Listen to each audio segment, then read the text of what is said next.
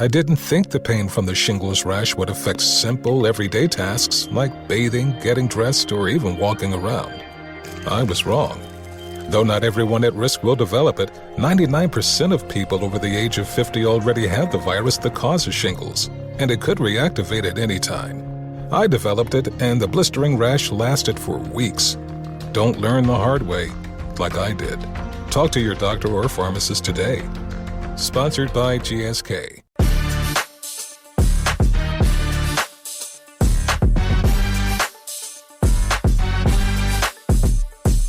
Hi, Dumpster Divas. Welcome back to the Dumpster. And to dive into a troubling episode of Summer House, I am joined by one half of Two Judgey Girls. Courtney is here. Make sure to follow Two Judgey Girls at Two Judgey Girls on all platforms and check out their show, releasing episodes as often as they are humanly possible. Courtney, welcome. Thank you for having me. I'm so excited we were able to do this finally. I feel like there was so much back and forth, but honestly, it worked out though, because little did we know. Guys, we were supposed to record right at the top of this season, but thank God that didn't happen. I mean, literally, it's honestly insane. And then did you see the clip today from Andy's radio show where he said next week is worse?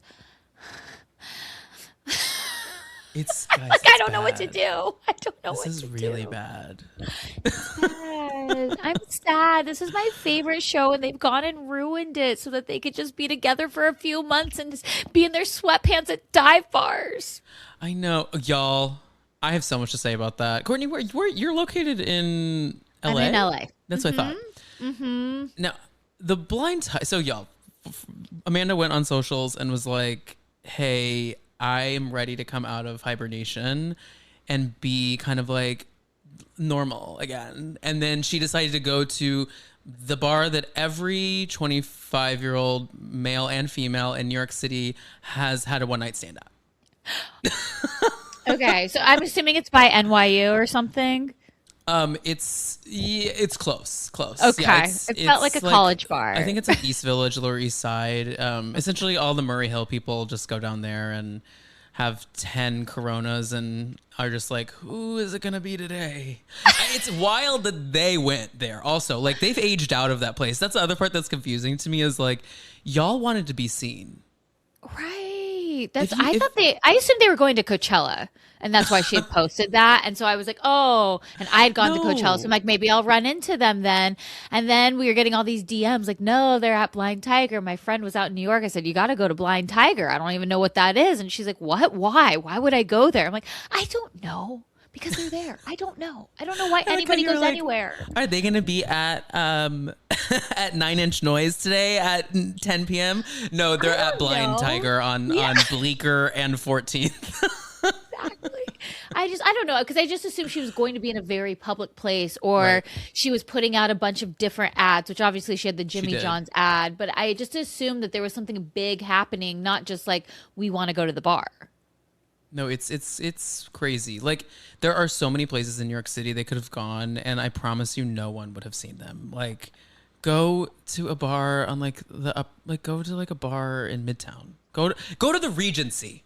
Go to the Regency. Tom D'Agostino wouldn't know who the F you were. Like, go there.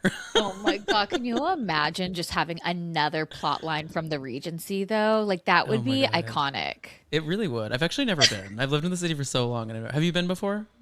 I have not. I couldn't tell you. Here's my problem, though. Every time I go to New York, I never know where I am. I go to New York multiple times a year.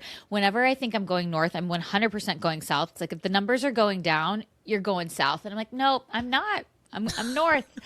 And I'm usually pretty good with directions, but it gets me thrown off every single time. So no, I never know where I am. It's okay. The Regency is like $30 for a martini. It's like not worth it. It's more just to say you've been, is what I've heard. Right. It's just like an amusement park location, as if like you're going to Sir over here. Correct. But if the only thing that's different is like Sir, you can go and say you went and then go to like some fun spots. The Regency, you're trapped in like the most frightening, oldest neighborhood in New York City with a lot of old Republicans. So All right. Okay. So note to self, just be ready to take an Uber if I ever go there. Yeah, you'll go get a drink and then you're like, let's go somewhere cool. Let's go to Blind Tiger after. I mean, it's like mixing high and low, you know? My favorite thing to do. How was Coachella? Coachella was great. I keep saying every year I keep saying I'm retiring from going, but this year I think I might have. It was just such a blast. I just love live music. I have like the best time, and I have the same group of friends that go every year, and so it's kind of our journey to the desert, enjoy ourselves, and have the best time. Have you been before? I've not been. I love going to concerts. Like I've seen all the pop girlies when they come to the stadiums and arenas in and around New York, but I like a plan, and sometimes I struggle with the we're just here all day walking around vibe. Like I'm gonna be like, okay, when do I get to sit down? And fair, but you have the opportunity to do that whenever you want. It's a big grass field. That's true. I have a friend. So one of my good friends is very good friends with, and a mutual friend of ours, with someone who works at Live Nation, and he always gets artist passes every year. And so one of my good friends has gone so many times with an artist pass, and seeing that experience, I'm like, well, that's, if I'm gonna go, like that's unfortunately gonna be the only way that's how I went this year. That's how I went this year. I went with an artist pass, and I will tell you, it's kind of the new VIP. It's very crazy, the fact of like how many people have artist pass, but it's very good people watching. So when you want to sit on the grass, you're gonna have a good time. Yeah, and the celebrities. Although I heard this year was like Influencer Fest, essentially. Was it like wrought with people filming themselves, or was it? You know, it was, but no, a lot of people were in the moment. Like we were talking about ours, like we were at Subtronics, and 5 feet in front of us was Alex Earl dancing with all of her friends and having the best time. And we were giggling though, because it was Sunday night, and then Monday she woke up to the Alex Cooper stuff, which made us laugh. Just like, imagine she probably went to bed at like 5 a.m. They wake her up at 8:30, and she's just like, wait, what? Huh? What's going on? And we were just, see, that is an internet thing that missed me completely. Like I obviously know who they both are. I just don't know where the timeline begins and ends with the two of them. You know, honestly, I couldn't tell you either. I'm like peripheral on it. I kind of know general, but now it's starting, like there's a bigger feud happening. Yeah, because then there's going to be receipts and all this stuff. But, you know, I do feel a part of me, because rage bait is so popular now, that's like how so many people want to make their content. Yes. And y'all, you can make your money off rage bait right now, but what is the longevity of rage bait is always my concern with it. It's like, where will this lead? Like probably to nothing eventually, but regardless, I kind of feel that they're trying to feud publicly to just have their names in people's mouths. You know what I mean? Yeah, I thought that. And then Alex Cooper literally posted like, this isn't a prank. This isn't staged. Like this is real, because one thing people hate is being the joke of something. So like if you're going to do a prank, or you're going to do some sort of rage bait, people do not like to be taken advantage of in like a joking manner. Like circling it back to the West and Amanda, when everybody thought it was like an April Fool's joke, I was like, well, that's a pretty annoying joke to play on the audience, who are now either talking poorly about Amanda and West, or like fiercely defending X, Y, and Z, you know, whatever it is. Like at the end of the day, if it was a prank, it'd be pretty messed up to be doing that to your audience and then being like, haha, just kidding. Yeah, no, I agree. I am not pro prank in any way. No. And that's why I don't like Roni Reboot, because that's what Aaron does all the time, is these really bad pranks. I honestly forgot about that. Like, I didn't forget about Roni Reboot, but I forgot that she pranks, that's her thing. Pranks, why is that happening? Why is that show happening? It's crazy to me. When Miami right now, Lisa Hoxie just got a mug shot, and there wasn't a camera outside of the joint. Looking like a 10 out of 10, by the way. Oh, so good. Her work is... I know she got glam. She got, but it's kind of day glam. It's like she did day drag. Like it's not full reunion beat. It's like let some of the injections do the heavy lifting here. Exactly. Oh, I love her though. I do too. Well, let's get into some Summer House stuff. So before we get into this recap, two things that have been going on. Well, a lot's been going on, but we had our first Watch What Happens Live appearance from a cast member post the scandal happening, and that was Mia. I mean, I know she was on reality TV prior to this, so she's not new to the game, but she is light as a feather, effervescent, like sitting there on Watch What Happens Live looking like $1,000,000. And I love to see her stand up for her girl Sierra. What did you think about her Watch What Happens Live performance? I thought she was a star. I wish she was cast sooner. I thought her answers were great. The confidence that she had. I'm all in on Mia. I thought she was the perfect guest too for the return, to have like the first person on there. And then like knowing Sierra was backstage too. So she really kind of was being, as much as she wanted to be like a mouthpiece for her in a way, I thought 5 stars. Yeah, agreed. And she revealed that Sierra had more inklings before kind of anyone else that something might be happening. And then Mia essentially was like, I didn't believe it until literally the news dropped. I thought it couldn't When be do real. you think it started? I'm curious. I go back and forth. Sometimes I think it's hard with everything going on. It feels people are getting really tin hatty about everything. And here's the thing, y'all. Like, I don't think Amanda and Wes are slick enough to like get away with a long haul like cheating scandal, you know? Yeah. I could see there being like emotional cheating maybe over the summer. Like just So, okay. especially because, and we'll get into this in a second, but like I think she flirts really heavy when she shouldn't sometimes, based on her marital status only. I mean, she can do whatever she wants, but I'm just saying, like, she's married and her husband has cheated. Like, I think she maybe shouldn't be so overly flirtatious with these guys. I think that she was super flirtatious with Ben and gave him signs that you could have it if Kyle's not around, kind of vibes. That's so interesting because I never took. Now, again, I don't know these people anymore with the decisions that they've made, but I'm always thinking like, I thought Amanda was pretty loyal to a fault in her marriage, and I'm thinking nothing happened. I also just want to believe nothing happened because I think cheating adds such an extra layer to everything. And if we're separated at the time, then, you know, let's look at those other bad decisions that they've made.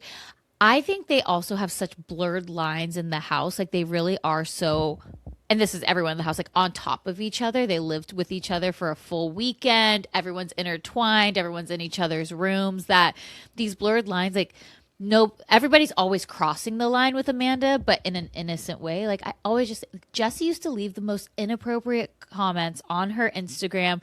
And the only person that was annoyed by that was Lexi because it was inappropriate. But Kyle didn't care because he knew Jessie wasn't going to do anything. Right. No, it's true. I think that they're used to kind of being so flirty with each other when Amanda may have been the only one in the mix who was willing to actually like act on it. That's kind of like the vibe that I'm getting from what went down with them. I think they probably hooked up though for the first time sometime like after BravoCon, before the season aired. I think that maybe they had 2025 or 2026. I need to know the year. I feel like 2025 or like December or January was maybe a first time like, I can't believe we just did that. And then they were like, well, let's not do that again. And then they did it again. And then they went out and they had martinis and they said, well, it was kind of fun the first time, right? Like, should we? What do you think? What's your theory? I'm thinking that, okay, we were convinced because we were on that Sailgate, Bravo tailgate Super Bowl party that Kyle was DJing on and Wes was hosting. And Wes went to the game and he was sitting with Sierra. So we're like, there's no way. Now I'm leaning more towards something happening in January. I really just don't want to believe it was during the season. And if it was during the season, I'm like, are you like watching what Wes is doing? And then you still want to risk it all for that? Like, that's crazy. Yeah. But I also think she's on this path of self-destruction. This is not an excuse for her, but I just see her as like she's burning every bridge she has. She is going kind of like cuckoo bananas in a way and is just like, F it. I'm separated. I don't know what I'm doing with my life anymore. And her and Wes, they could have had it all. They could have had it all. Adele said it, but they could have. I mean, they could have. Like, Wes was the number one guy in the group. Amanda was in her like divorcee arc where we were all supporting her, and now it's like all of this is going towards Kyle. Like, Loverboy's going to be saved because of this. That's all it took. Isn't that crazy that I mean, Amanda's truly. Amanda's cheating scandal is what saved Kyle's business. Let that really sink in for Kyle. And it's not even cheating technically if they weren't together. If they were separated, it's like we're saying it's cheating or we're saying it's an affair. But technically, if they're separated, is it cheating and he wasn't with Sierra? I mean, we need to have the timeline. That's my number one question for the reunion. Yeah, agreed. And I'm hoping that we get it, but I also, West is a little manipulator and I could see him not maybe being totally honest about how everything went down. I just think in general, there's been a lot of blurred lines with their relationship from picking up cameras for this season to today. I just think it's been a little confusing. And Kyle just didn't really know because like, that's just the buddies in the house. Like they're all overly friendly with the girls. So he's worried about the business and his DJing career. Those are his top two priorities. Yeah. Well, speaking of Kyle, one thing that happened online, Kyle was in Andy posted on Threads that he wanted questions for the reunion. And of course that thread popped off because everyone's got a ton of questions, including Kyle, who said, can people be fined for lying on Watch What Happens Live? Hey, how are you? Ready to go for a run? Running connects us to a rush of energy that flows through our world. The cheers of friends that unlock a new gear within us. The intersection of interests that inspires a run crew. The support that gets you over the finish line. Connection is why we move forward and what inspires us to keep going. Let's run there. Learn more at brooksrunning.com. Any thoughts? Oh, Kyle. I mean, Kyle is making me giggle because I think in the beginning, I was convinced I was like, they could get back together the way he was defending her in that 3-part, candid interview online. And then now I'm like, as things are happening, I think he's like, oh, okay, wait, she's really going to try to do this with him? Like, oh, fuck all of this. Like, sorry, can I cuss on this? I don't know if you're a cusser. But okay.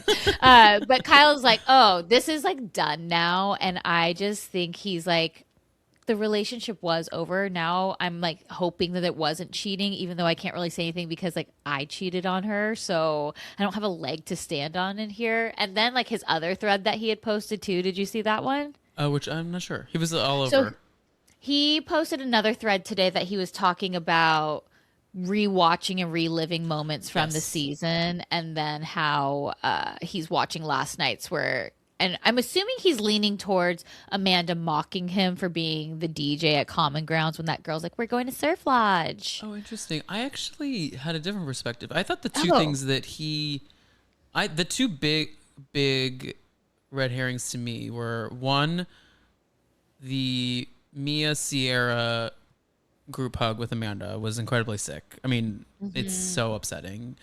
But I actually think the thing that might have hurt his feelings more was the way that deranged confessional that she did in regards to Ben about like the thing that happened in Italy, and how she essentially was like, well, did like it feel good to get attention? Of course. But like there was a whole text thread going on in Italy about how Ben wanted to fuck me. And I'm like, to me, that would piss me off because they'd be like, wait, what? There was a whole because Kyle was not on that thread. It was like probably all the girls. I could see him being. See, that's the thing. I could see being like Kyle being on that thread because everyone's just making a joke of it. I don't think at any point were they going to be like, oh yeah, Amanda's going to hook up with Ben. Again, I don't know these people, so now I don't know anything of what I would think about these people compared to what I thought years ago. Like I say, like we watched this episode, and if we didn't know anything we knew, we would literally be like, Amanda's such a girl's girl. Like look at her defending Sierra so staunch. Like she is like Sierra's number one ride or die. And now we're like, oh wait, was she actually pissed Sierra was not getting the attention and that girl was, and now she wants it? It's like there's just so many layers that happen with it. It really could be, that thread is so ambiguous, to be fair. It could have been anything that happened.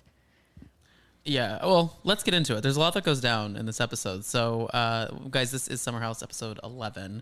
And if you are looking to get an ad-free version of this and early access version of this episode, go subscribe to the Dumpster Dive Patreon at patreon.com/dumpsterdivepod.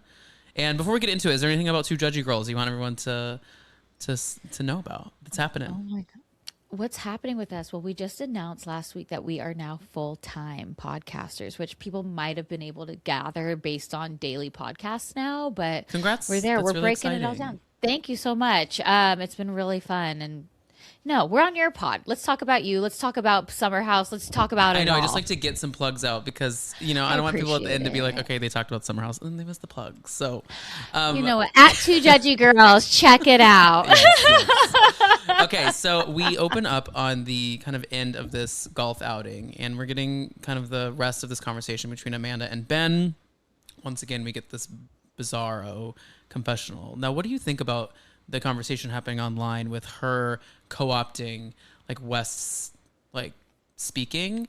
Do you feel that? I don't know that I do, to be honest with you. I just feel that she's acting insane, but I think she has. And again, if we didn't know what we knew now, I think her and Sierra figured out their meds. They're feeling good about themselves. They have a strong confidence about who they are. And I think they're just having fun this season. That I feel like she's just more confident. I think she's trying to be like, okay, my marriage is failing. I'm going to like stand up for myself more. I don't see that, but I also think that they all morph into each other in some way because truthfully, they're all kind of the same in a way. yeah, that's You know true. what I mean?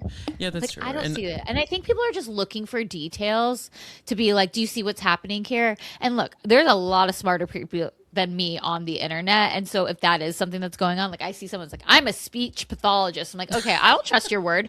Okay. that is funny. Someone's like, I'm a Bravo fan and a speech pathologist, and here's what I have. Everyone has a specialty online these days. And I take it all in, and that's why I'm like, what am I supposed to focus on? My own personal life, not when this is happening. Like, I'm like, oh my god, I'm stressed, making sure I know every detail. But no, I personally have not noticed that. I feel like she's always kind of talked that way, but she just has more confidence in her interviews this year. And you know what? I bet you she filmed it too after the divorce had happened. I think she feels like a free woman, and she can kind of get a little sassy in the interview chair. There's just something off about it. And I hate her delivery of, she's like, how dare you, sir? I was like, what the hell are you talking about? Like, is this your attempt at like an Australian accent? You should leave the Australian accents to me. Yeah, I didn't think it was a very good accent, but then I just was like it's just so tough because I don't ever want it to make it seem like I'm making excuses for either Amanda or Wes, but I do try to view the episodes as watching in that time period. It's like now a time period as if we're going like No, I very understand back what you mean. far. Like But you're like, if this had not happened, like what would be my take on this conversation? totally. It's like you have to, there's literally so many ways that you're watching this now. Okay, well, if I didn't know what I know, like we joke like, oh God, all of this is happening on this episode right now. We're like, just wait 8 months, guys. None of this is going to matter. I know. No one's going to care about Ben and Sabrina. Literally, I'm like, I think I like Sabrina this week now. Okay, I didn't like her last week, but now I'm like, I think she is a girl's girl. She could be a girl's girl, but baby, those shoes. We'll get to the shoes. Her boots? The shoes are insane. It's I like, think I noticed. Courtney, it's like she's a little lad who loves berries and cream. I'm like, she looks like it's like half pilgrim, half pirate. At the pool party? When she arrives at it's crazy to me that I thought she was wearing boots. I just assumed she had tall boots on. No, it is a boot, but it's like flesh tone, and then like the bottom is black. It's like it was though. If she's going to become a cast member on this show, she either needs to lean into the kooky clothes completely, or we need to get you a stylist, Sabrina. Oh my god, you were so funny. I'm not fully on board with Sabrina when she walked in with those shoes. I screamed when I was watching it this morning. I go. Well, but I feel like it's kind of her vibe. Like she's also wearing chokers all the time. Yeah, she loves I rock. think she's just a free spirit now. She's the second coming of Rachel Zoe, okay? Just with a little worse fashion. I don't know. This week I was like, I feel bad I was mean to her last week. I agree. I think the problem with her in general, though, she's coming in a bit like a fan. Yeah, and we said that last week, and then I started thinking about it because then and not to fast forward, but thinking about like the girl sitting on West's lap is like, they're all fans at this point. And if they're not, I don't know what to tell them because it's like, it's not doing your homework. Well, right. I think that maybe what happened was Sabrina was upset because Ben dumped her for the show. Okay, so that's what I was going to ask you. Is your theory that they did break up or have they been dating all along? I don't think they broke up, but I think he was like, can we just put a break on this, a pause for a second? Because like I'm going to be gone every weekend. I'm going to be around girls. Like I'm not saying I'm going to hook up, but like I just don't want to do anything wrong. Mm-hmm. And while he was gone, she curled up in her bed in New York City and binged seasons 1 through 10 of Summer House. And then she's like, oh, I know what the show is. Yeah, because she does have a lot of information. And then I'm like, what are they talking about the whole time? Like he's breaking it down for her, telling her everything. And then she's like instantly connecting with every single person on the cast. Yeah, she knows it's hard because I definitely like have sleuthed before and then met someone that I sleuthed. I mean, we've all done that on being on the internet. Yeah, Google's free. It's a very blurry line about how much you can pretend to know and not know about someone. Mm-hmm. Especially when you meet like pseudo famous people or like Bravo celebrities and you have to like pretend that you're like, oh, when you actually know every waking. Oh, you're on a show? What network is that on? Huh. Right. There's how many seasons? Wow, I should get on that. It's like, babe, I watched every episode 10 times. I have seen you naked, blurred out. Yeah, I think that she's just a little too studied with the show, but yeah, this conversation, it just is kind of crazy. Like Ben, it's weird how Amanda just can't totally hear Ben's perspective on it. I think it's just bizarre. Like Amanda would hate for that to go down the other way. Like imagine if a girl came in the house and was flirting with Kyle and then it got confronted, like she would be upset. Like it just makes sense that it was wrong. And she did apologize, but I do feel like there was a little bit of like mean girl, like you're on my show and I can't believe you're confronting me on my show is the vibe I got a little bit. Well, I was also trying to figure out like what exactly was said. Like we don't have any footage of it. So were the cameras down and this was said while everybody was drinking? Did she say it in a joking manner? Like, oh my God, I'm so glad you're here because everybody's been saying that Ben's in love with me, which could be taken the wrong way, especially with drinking. Or how did she deliver it? Because when they talk about it later and she gives her apology, they never even mention those same words. Yeah, I'm and like sure. Amanda says she doesn't remember saying that. So how drunk was she? What was the actual like verbiage? Like I just wonder. And I think because now obviously what we know, we're like Amanda's 100% at fault. She totally said it. This is what happened. That's who she is now. And it's like when you travel back 8 months ago, is that what she said? I know I'm asking too many questions that are like hypothetical. No, I think it's warranted. I mean, like. We'll never know, I guess. But I assume what happened was like they de-mic'd everyone, cameras went down, and Lindsay loves to party. So she was probably like, let's keep the party going. And they just, kept drinking rosé and chatting and having fun. So I feel like that's probably what happened. And then that's when it came out. But it is a bummer that it didn't get caught on camera. I know. I hate when we talk about things that happen off camera and then we just have to like decide how it happened. I'm like, no, show me how it happened and then let me form my opinion, please. Show it to me, Rachel. So back at the house, I thought this was crazy after the golf outing. One, everyone looks so stinky to me. I'm like, y'all need to shower. And West especially. Twice he denies a shower this episode. Twice. It's upsetting. Twice that stinky ass, and he is sweaty as all hell. He should be a 2 shower a day person in the summer times. I'm sorry. And he is a sweaty guy. Reek of like beer. Like he's just like they have to. There's no way they can't. Oh no. But he was sad. So handsy with Bailey. Did you clock that? But that's what I'm talking about, these like blurred lines in this house. Like I think West in general has always been a touchy-feely guy. Yeah. And so like I think that they all kind of touch each other and they're just, that's like their love language in that house. I mean, he sits on Amanda later. It's like he's touching Bailey and I don't feel like she's uncomfortable with that. And maybe she could be. I don't know her experience, but it seems just like we're all besties in this house. Yeah, I don't know. You're right. I shouldn't jump to like he's trying to get with her too. But the problem is who knows? He could be because allegedly he's been with like everyone between this season wrapping and the scandal breaking. Like he was with Sierra a couple weeks before he was with Amanda. Like he was dating a girl in Montana. Like I'm like, at this point, I'm like, maybe you are trying to get with Bailey. Like I don't know.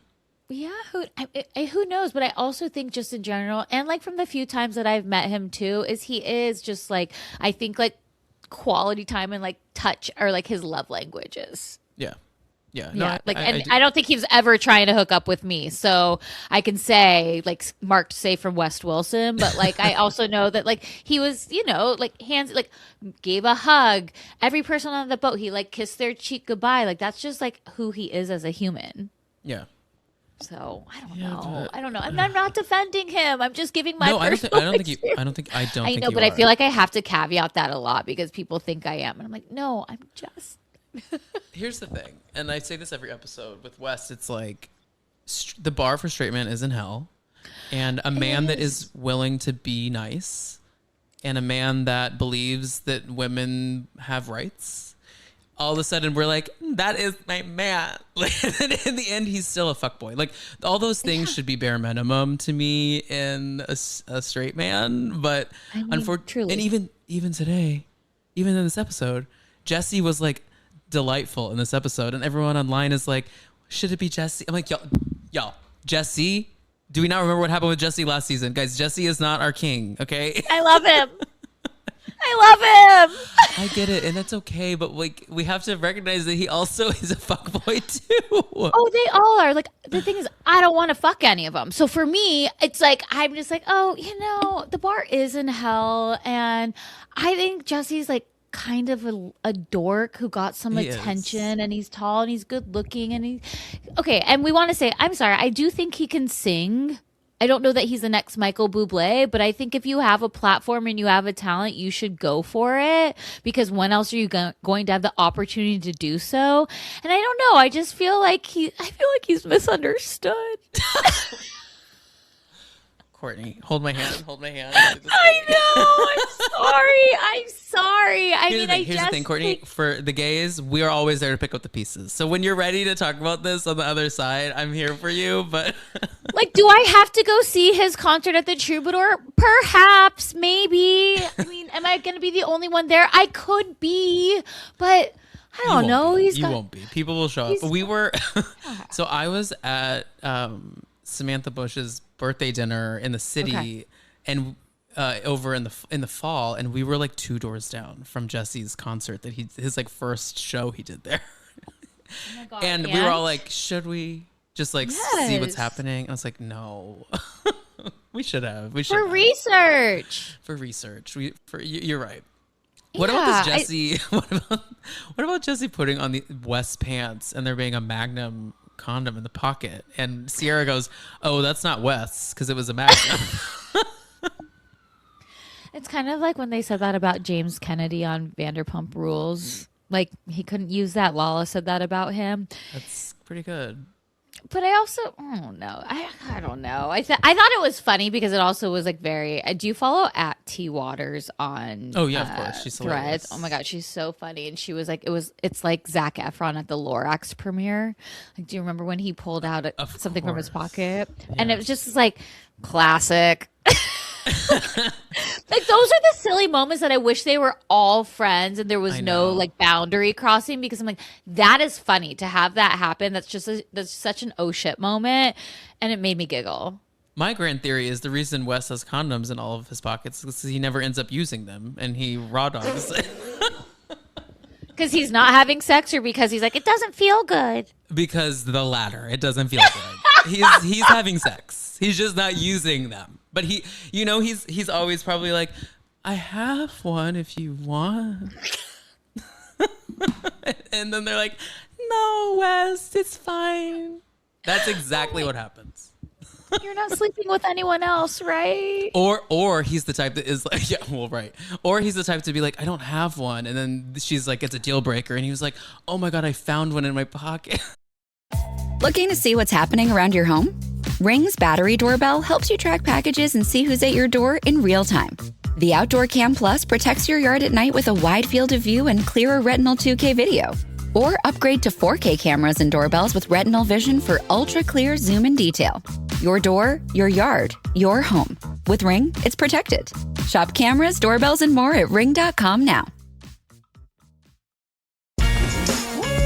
Refreshing Wild Cherry Cola meets smooth cream. The treat you deserve. Pepsi Wild Cherry and Cream. Treat yourself. What a fanfic. I'm shocked there's not fanfic out there about Bravo. Maybe there is somewhere in the corner. I've never heard of it, though. I feel like we would know at this point if it existed. That's pretty funny, though, if there was like a whole like Wattpad like genre of Bravo Lebs hooking up. You know someone So, is wants it to fanfic, write... though? Is it fanfic or is it true? Well, I feel like someone is biting at the... What's the term? I forget it. But like wants to get at writing a fanfic about like Andy Cohen and like the Southern Charm Boys, maybe, or like because he loves those boys. He loves those boys. He really does. I don't know what it is, but Trust me, me neither. I'm like, I think it's just like the OG in them. Like he really loved the Toms and Jaxes too, and I just feel like maybe like the Southern Charm Boys haven't reached that level yet. It's like the scandal will come soon. Don't worry. It's that. Him retelling that story about him trying to get dinner with them in the city with John Mayer, and they like were screaming at the dinner. Did you see that? I mean, dinner and a show. You know what? You're right. I'm trying to see the glass half full and everything. Like, could you imagine? I honestly need it. Could you imagine being John Mayer sitting at this table and Andy's like, no, you're going to love these three guys. They're on this show about the South. Like, John, you're from Georgia. You'll totally vibe with them. And John just sitting there trying to figure out what's going on, as if John wasn't like a bad boy himself in his earlier days. Who knows what he is now, too. But like just watching the dynamics between the three of them and them all trying to like impress John Mayer, but also by putting each other down. Like, I would live for that. Oh, let's let it be known I love mess. So like especially mess that I'm not a part of. Like there's nothing better to sit and just watch them fight.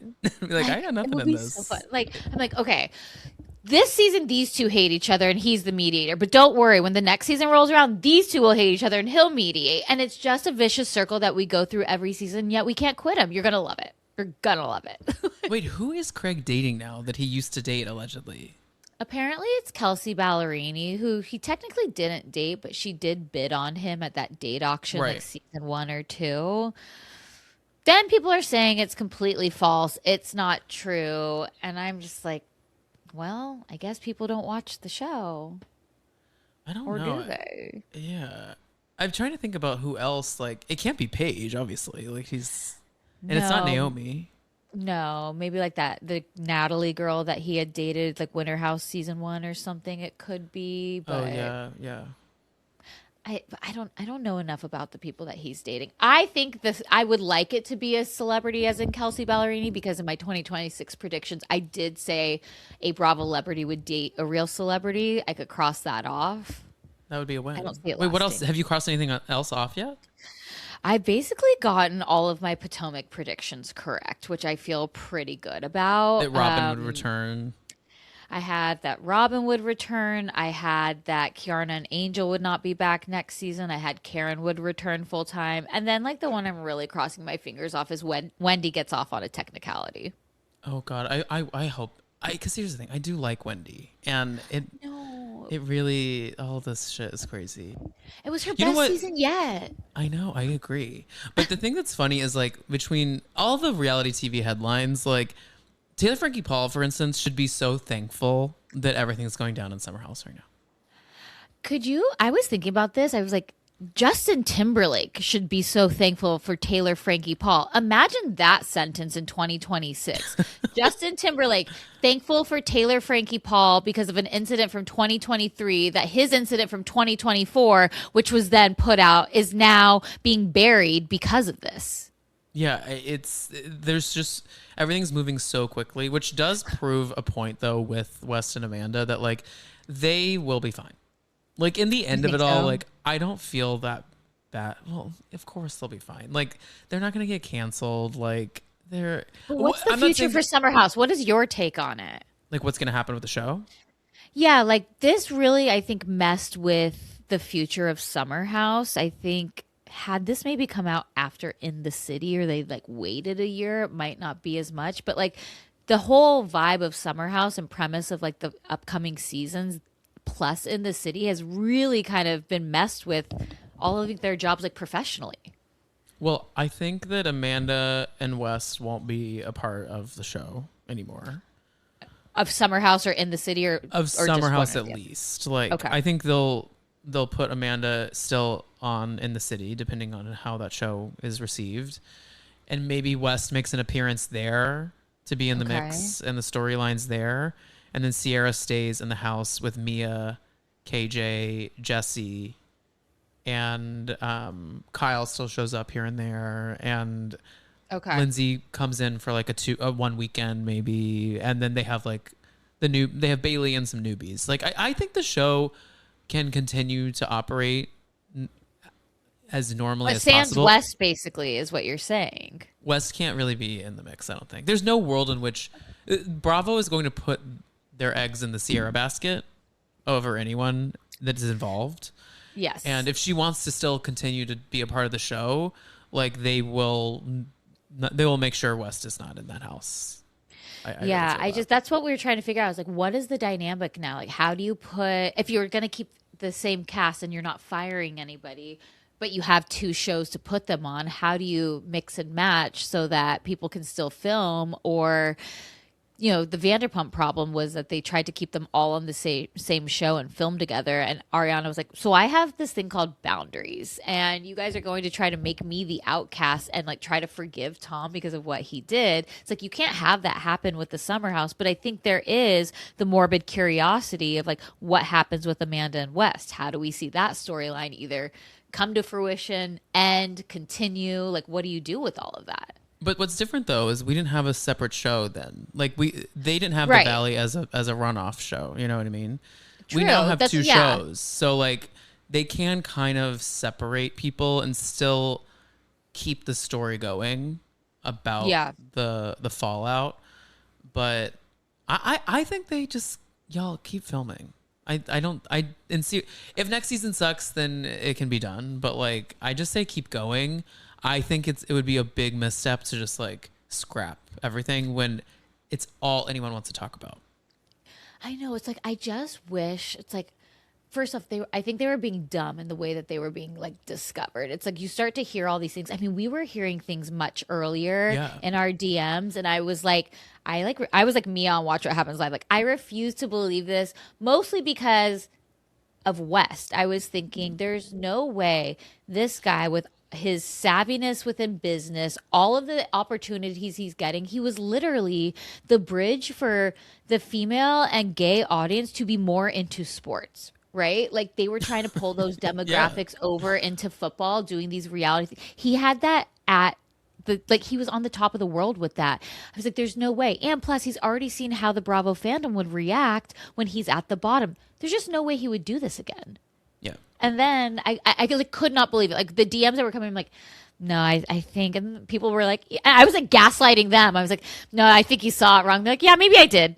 Sorry about that. And I was like, and now I'm like, I'm so sorry. I'm so sorry. I just can't imagine that he would risk his professional career for this. Like, had this happened maybe during the filming of next season, we'd already be there dealing with the fallout of it. But them to do this in the off season, what were they thinking? I know.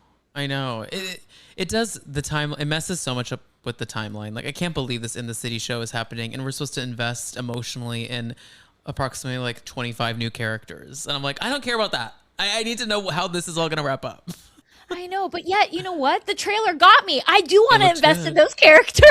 Danielle and Lindsay are still fighting, which we love to see. I mean, I like Danielle. Like, I'm happy to have her on my screen because I think that she like understands the reality TV game. And then I'm also like, and you're dating a married man? Okay. Yeah, she's like, let me in. I think she's great for reality TV. I think my beef with her is she just isn't.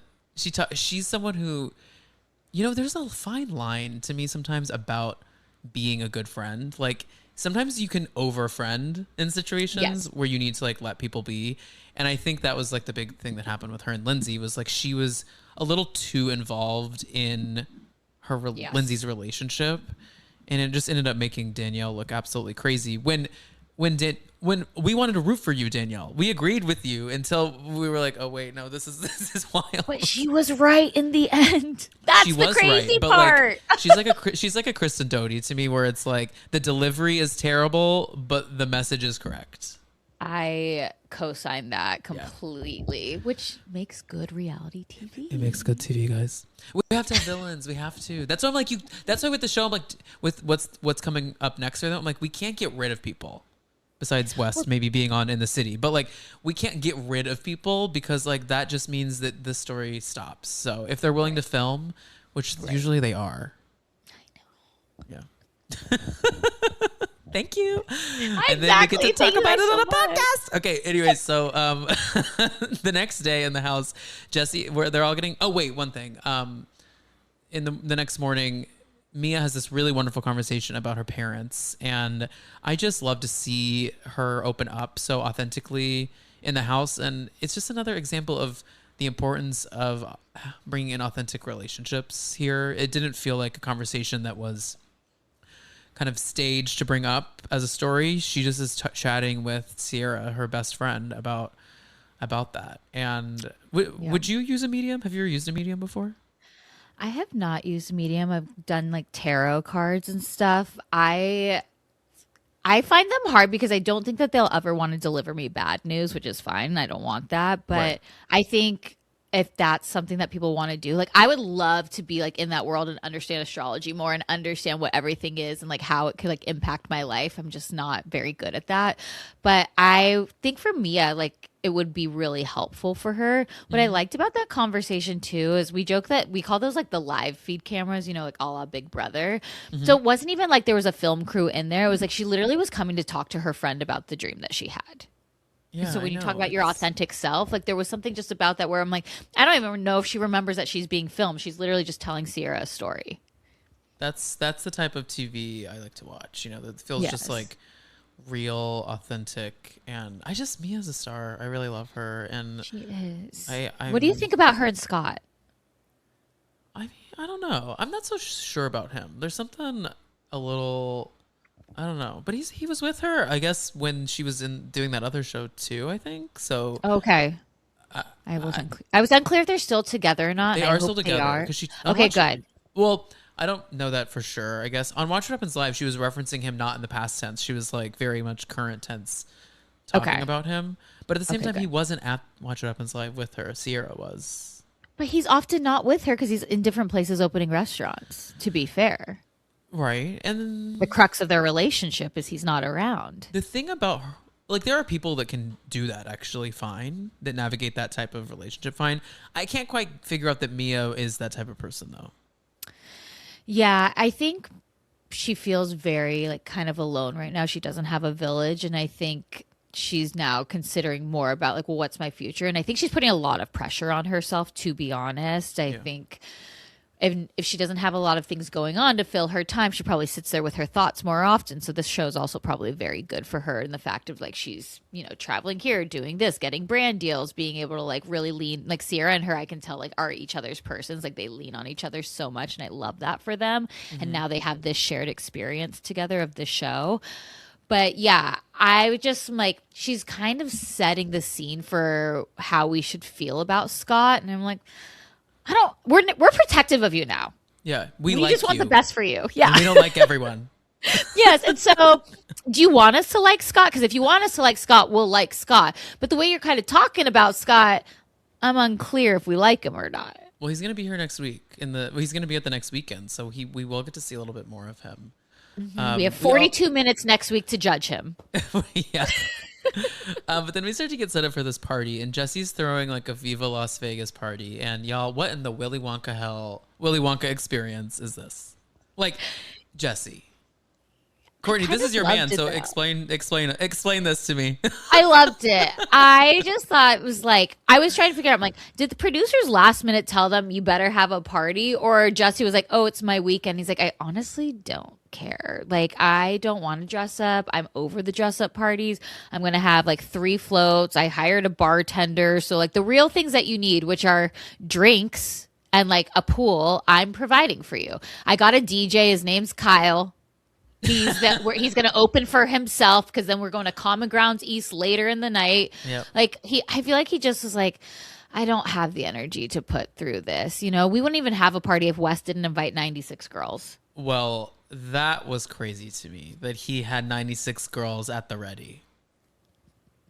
I'm sorry. Should it have been a sign? Maybe. Yeah, we're like, wait, how does my baby have so many girls on his phone? That's my baby, my West. Maybe like Jesse was trying to sabotage too. Like, well, if I don't like throw a party, like maybe we have a day off of filming. Or maybe we go out. Yeah, like maybe they're not going to show this because nothing's going to happen. And it's like, LOL. Yeah, there is. Yeah, this is actually one of the craziest episodes of the season too. But So I had West here on the podcast after his first season, and which I am going to be re-releasing for you guys. I want to clarify that there's not a lot of tea that necessarily dropped when that happened. I had booked him for the show before the reunion for his first season had aired, so I didn't even know that him and Sierra had a dramatic split.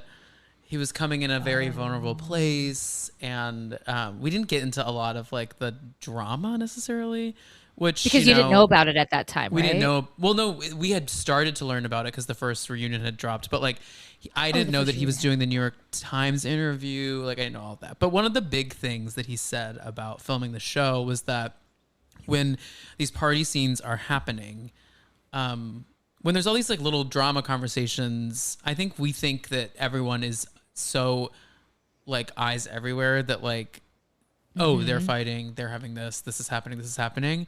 But most of it they don't learn about till the show airs. So I do think a lot of these subtle flirtations that are going on throughout this whole party were not clocked by anyone. And then now we're Hence watching Kyle's thread today, right? Right. And now we're seeing all this like bizarro behavior out of West, him whispering about Sierra. It's all kind of crazy to me. I just was like, this was a party though that I'm like, there were maybe 50 people at this party. This was one of their smaller parties. Yeah. It felt more intimate, that it was just kind of like close friends in a way. Like, okay, we're not really doing too much.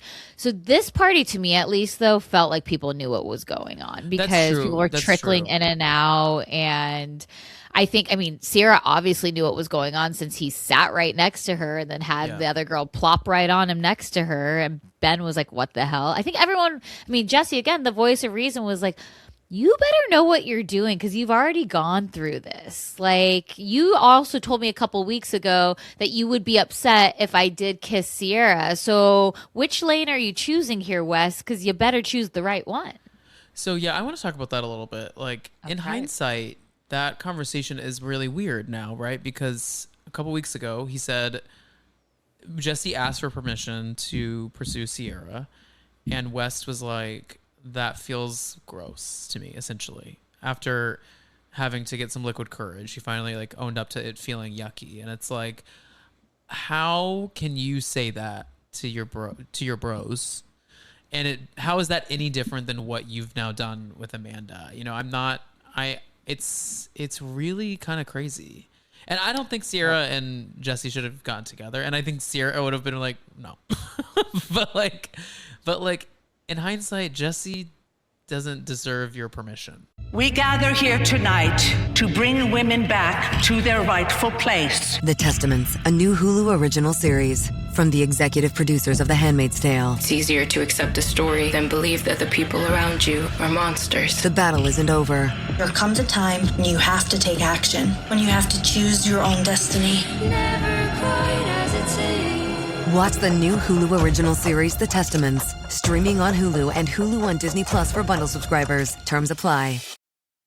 This episode is brought to you by Indeed. Stop waiting around for the perfect candidate. Instead, use Indeed sponsored jobs to find the right people with the right skills fast. It's a simple way to make sure your listing is the first candidates see. According to Indeed data, sponsored jobs have 4 times more applicants than non-sponsored jobs. So go build your dream team today with Indeed. Get a $75 sponsored job credit at Indeed.com/podcast. Terms and conditions apply. The whole thing is crazy too, because obviously the comparison of Schwartz and Raquel gets brought up very often now because of this scandal and does Jesse know, and because Schwartz knew and blah blah blah. And it is just weird because it's like, I don't think West necessarily wants Sierra just for himself. I just think he doesn't want anybody to have Sierra, and he wants all of his options. Yeah. And if Sierra is an option for him, then she can't be an option for somebody else. Yeah, that's a good point. And I don't know. I also am like, no, guys, Jesse, did you not learn with Lexi last year? And then also, if you wanted to kiss Sierra, you have a whole off season to do these things. Like everyone, when the camera rises and they start filming and these storylines start developing, I'm always like, well, why didn't this happen off camera? Why didn't you guys talk about this 6 months ago? Why didn't you do this? So I don't know. It's so messy. It's so messy. So messy. Well, wait, one thing we didn't talk about though before the party that I do want to touch on was I did really like Carl talking about his sobriety and everything with Bailey. I think it's really brave of him to talk on camera about still having those urges to lean on substances to feel confident and to feel like you can say what it is you really mean. And he kind of talks about how like that is why he can't tell Kyle how, bummed out he is by him. I know that they're in a good place now. I'm really dreading now seeing their fight go down. I know. That's like what's so crazy. As we said, you guys don't understand in 8 months everything will be okay. Right. Everything's going to be fine. You're going to be, Kyle, you're going to be DJing the 5K from Soft Bar over the weekend, okay? Like, you guys will move on. You will have made it. You're DJing at Soft Bar. Yeah, but like also like you guys are going to be okay. And I think Carl is seeing a lot of himself in Kyle, I think. And Kyle has become, we have a joke because it refers to Bethany of like bitch eating chicken salad, like a bitch eating chicken, like bitch eating crackers. Like anything that Kyle's doing right now is just driving Carl nuts because he's mad about Soft Bar. He's mad about watching him like go self-destructive on Loverboy, go self-destructive on his marriage. He's seeing all these things Kyle's doing and is like, my advice to Kyle is not good enough. And then because he's doing all of this, he's also not being supportive of me. And I feel like I can't get mad at him because he's not being supportive of me. But at the same time, I know he's stressed. And so like he's put himself in this huge conundrum of like how much Kyle Cook is upsetting him. And at the end of the day, I'm like, oh, you guys are going to be just fine. Don't worry. I know. It's a storyline that doesn't matter now, really. It doesn't at the end of the day now. It doesn't matter because you guys are going to realize that like this was so stupid that we were fighting and that we let it get to this point because we are best friends and we both have gone through so much with each other. And at the end of the day, like we will always have each other's backs. And when this situation happens and we have breaking news about the betrayal of 2 of the people that we thought were very close to us, we're going to be just fine. Yes, I totally agree. It is, but it is also a relief to know that is ahead of us. With yeah. Do you also think too is that Carl also can't say out loud that he's pissed he's not on In the City? Yeah, I think that part of the fight that goes down, I think part of the reason he screams at Kyle is because he didn't get brought into In the City because their contracts are out probably right at this point in the season is when they're having these meetings about the show. And I really think that there is, in Brian Moylan's book about wives, he talks about how fights on the show are typically about the show. Like 90% of them are about the show, but you can't say that it's about the show, right? Because you're talking about this information hurts your feelings, but it's also being filmed. Like you're kind of mad about that. And this situation, I think, is like, I have been nothing but a good friend to you. I've supported your business. And you can't bring me on to your new show to support my business. And I would say it's more Lindsay's show though than it is Kyle's. True. I think Lindsay was really looking for what her Lindsay knew I have an expiration date. I have a kid now. I can't just we're seeing it this summer, right? She wasn't even in this episode at all. She is I have to be on that next phase. I'm I'm meant for TV. And she's not wrong. She is a reality star. But so I think she was trying to figure it out and was kind of this is where to go. And also I'm mad at Carl still. And I will probably always be mad, except now we're all friends. Yeah, but I kind of think if anything, you should having your ex-fiance on the show is only going to further, we already have things to talk about. You know what I mean? Yeah, but I think for Lindsay, though, I don't think she wants to be tied to Carl anymore. I think that this new show is Lindsay and the next phase of her life, and it doesn't include Carl. And so now, do I think he could be on the second season of this? Absolutely. I think that there's now space. Yeah. But I think when the show first came about, it was no, this is me in my next phase of my life, and that does not include him. Right. Yeah. But I would have loved him to be on it. I know. He had this really sweet interview where he was talking about how it was a bummer that he wasn't on the show, didn't get cast on it, and it kind of broke my heart. He's just very sensitive, And again, we say the bar is in hell, but Carl 10.0, I really like. I'm rooting for Carl. He's the absolute best. I completely agree. From what I know. I know. I'm scared. There can't be a Carl scandal. We already had one kind of Carl scandal with the no wedding, I guess, but... Let that be it. One other thing that I realized we didn't talk about was this when they were getting ready for the party. Mia and Sierra are chatting with Amanda about how special she is and how Sierra says to Amanda that you don't realize your magic. And they have this moment where they just hold each other and they cry. And seeing this now is so upsetting. I feel so sad because we keep forgetting that the actual big plot point of this season of Summer House is Kyle and Amanda separating and figuring out what their marriage is and the next steps there, because we're so overtaken with the West Side Story. And just watching Sierra be such a good friend. And Sierra has always been this really good friend. We watched her walk Paige through what could be if she broke up with Craig. We're watching her tell Amanda what could be if she ends things with Kyle. And seeing someone be so supportive of that and then knowing what happens is just so crushing, because it's at the end of the day, it's I don't think Sierra even cares that it was Wes that she hooked up with. It was it was the betrayal that you went behind my back when I've been such a supportive friend to somebody that has hurt me. I think if she had come to Sierra before, I don't know what the conversation would have been, but it's Sierra doesn't trust people that often. It takes a lot for her to let people in. And I think especially this season is she's you know what? I'm going to try the opposite. Oh, Sabrina wanted me to go to coffee with her. I said yes because I'm trying to be less rigid and I'm trying to change who I am because I'm always told I'm this person. Yeah. And then it's and then she's okay, cool. And then I got betrayed by somebody who I let in, and I don't let that many people in. So now if I'm letting everybody in, I can't trust anyone. Yeah. And y'all, I mean, we do have to go here for a second, but the conversation around race that happened a couple weeks ago on the show was so impactful, right? Because Sierra and Mia are talking about their experiences and how they have to navigate the world differently. And seeing a situation where we have these two women of color comforting a white woman over her insecurities about her marriage, and then the white woman completely just throwing all of that away for these diverse members of the cast. It's these are the reasons that Sierra may have been guarded going into the show in the first place, right? Because she doesn't feel taken care of by the white people on this show.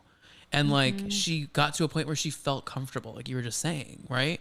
And she opened herself, and then it backfired yet again. And it's just, we have to, it's the reality of being in diverse groups of friends. And it's what's so special about that is learning about people's experiences. It's so crazy, that episode that happened a month or so ago, and how special that was and how authentic and real it was.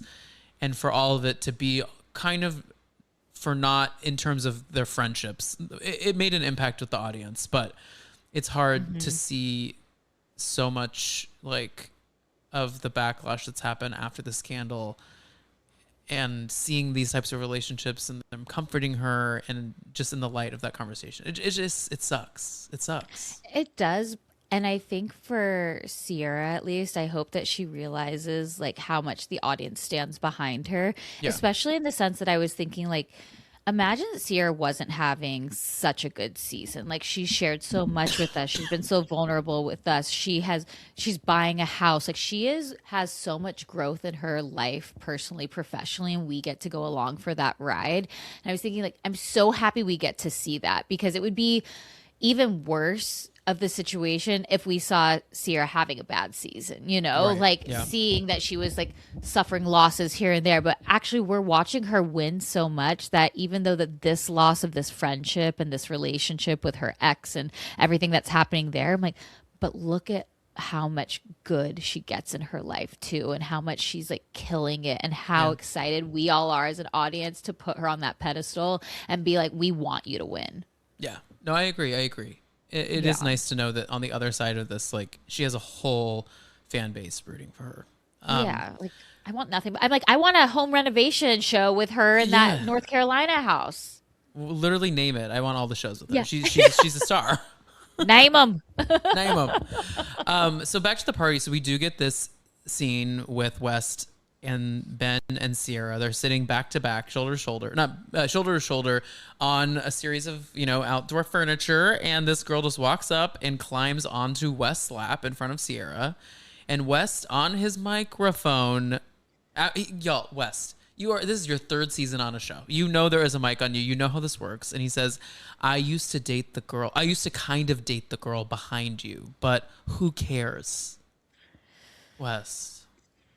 How drunk do you think he was at this point? Because he's usually pretty smart about the way he presents himself, and is like very concerned about the audience. I think that there's no way he thought that would come off well. I think he's a little, I don't know what changed between last season and this season, but this season I think we've seen a lot more of him get like lit up. Yeah, like because he like won the fan base back, you think? I like think so. He's a little comfortable. And he's getting a lot more opportunities. He's got Complex. He's going on all the, like, he has an actual job kind of outside of this show. He's feeling confident and comfortable.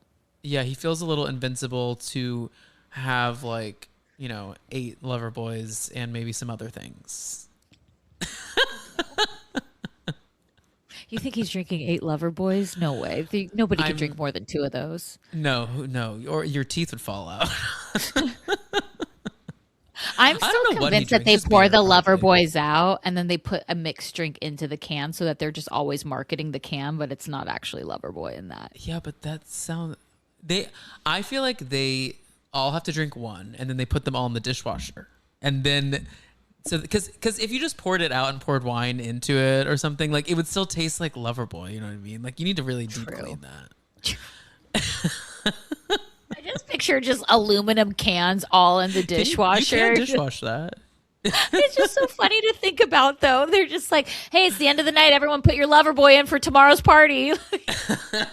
Kyle's like, I know it's shit product, but we got to do it. He's like, the merch can only take you so far. So then, Wes pulls that girl over to like a different area to be a little more private while the cameras are all watching them. And he's making out with her on that chair, though. Oh yeah, they make out, and then they go to a bed to make out some more. And Ben and Sabrina are like, Sabrina literally is like, this is gonna be on TV. Like she's geeking out about the fact that they're filming a show. And Ben's like, be cool. I actually thought she was being a Sierra Girls girl. I agree. I think she was. I agree. I think it was like part show though, where she was like, oh my God, like Sierra and this guy have this drama, and now he's with this girl, and there's cameras. What are we gonna do? Like, fair. And Ben's like, she's producing internally. This is the Summer House. It's crazy. It's crazy here. And Amanda goes and cuddles up next to them in yet another cringe scene. Absolutely cringe. I I know. But this is why I'm saying, like, from the lens of not knowing, we would think she was being such a girl's girl because West is touchy-feely and he's touching her hair and whatever. And now, yes, when she gets up, the line about the butt, like, look at my butt, that is extreme. But I swear, I feel like the crew, like all of us, the viewers, all of us watching would be like, she's just trying to get his attention away from that other girl. Like that is Sierra's bestie. She's doing everything she can. She's just like speaking West's language, like trying to remind him that there's cameras here and like it's not going to look good. And now we're like, oh my God, she's trying to hook up with him. I think you're right. I do think it was, but here's the thing with Amanda. I do think we give her a lot of excuses. I do think I think there's always a little calculation, I think is my thought. We infantilize Amanda a lot. We baby her. Right. We, the house, everybody. But I'm also just like thinking too, is like she's overcorrecting at this point too, because she was called out for, not being a girl's girl to Sabrina. So now she's like, okay, well now I have to be like hardcore for Sierra and I'm going to yell at West and I'm going to take my projection of how angry I am at Kyle and put that over on West too. Layers. And we get the line of the episode though where she goes, do you want to go see my husband DJ down the street at whatever that bar was called? And this Common Grounds East. And this girl looks dead at Amanda, goes, we're going to Surf Lodge.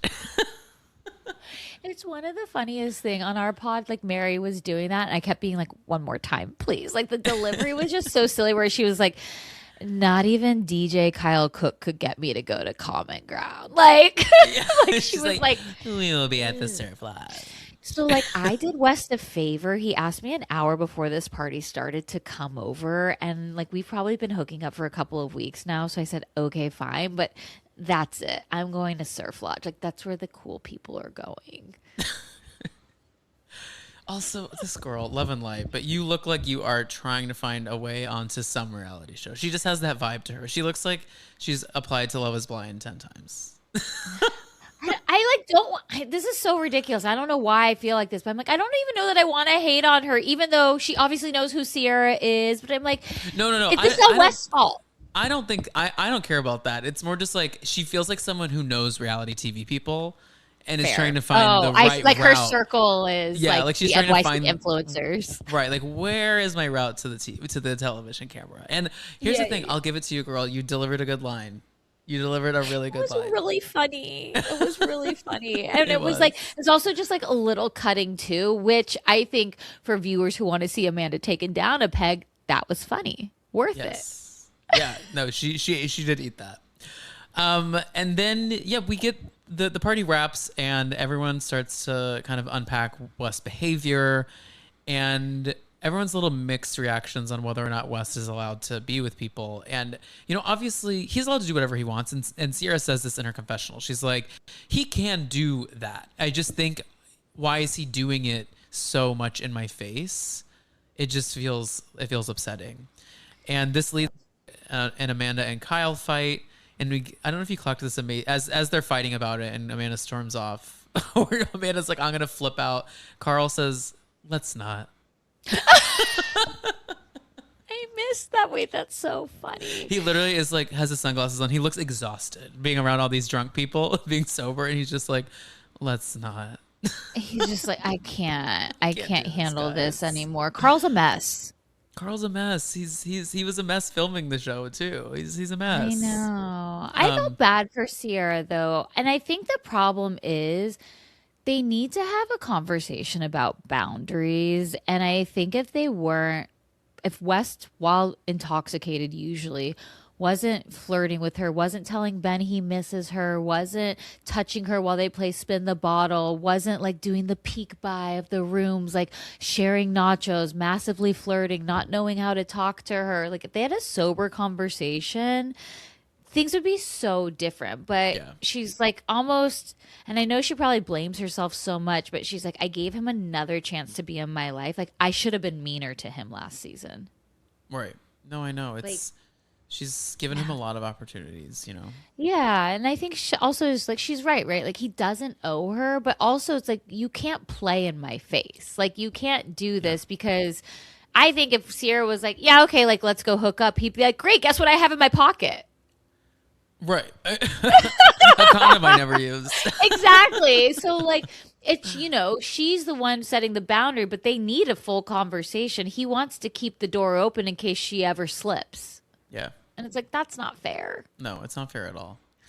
Not fair at all. But y'all, that was episode 11 of Summer House. It was a good one. It was a lot went down. And for a shitty party. A shitty ass party, and allegedly next episode is even crazier. But you know, I think what I did just think about one thing when you're talking about boundaries is that my one worry about the show moving forward is that the reason all of this is happening and working so well is because no one has boundaries and they all trust each other. Well, or did. They did. But like it made for a scandal, and that is where Vanderpump Rules also lost their magic, right? Is because the show fell apart because they couldn't, and they're also looking for the next scandal. And I think we as content creators too are a part of that too. Like we're always looking for the next headline to make these shows like implode. And sometimes it doesn't actually help the show. So I'm curious to see what's next, you know? I mean, you're so right, because it was like, okay, Scandival happened. And then it was like Lindsay and Carl was probably the next scandal that happened, but it wasn't Scandival. And everyone's trying to almost like duplicate that in a way or find something, which is why I think people are going so hardcore on clues. And also I think too is like the darkness of the world is like these are like the crazy things that like give us love and light, even though it's like a wild, even though at what cost?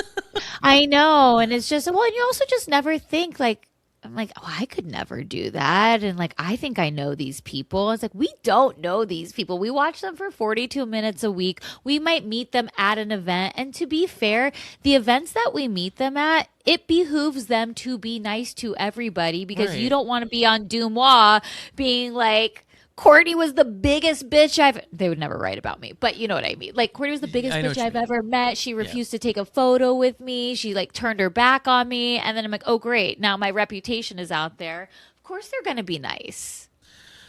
Well, not all of them are nice, but we can offline about that. Would love to know. No, you're right. But it behooves them to be nice is what I mean. I know. But then we get a distorted view of who they actually are. So I know. Well, Courtney, this was so fun. It was so great to connect and be here on the pod together. Y'all go make sure to listen to Two Judgey Girls and follow them. And thank you for being here. This was a blast. Thank you so much for having me. I could have talked for cut me off. I could talk for Summer House for hours. Oh, I know, me too. It's my favorite show.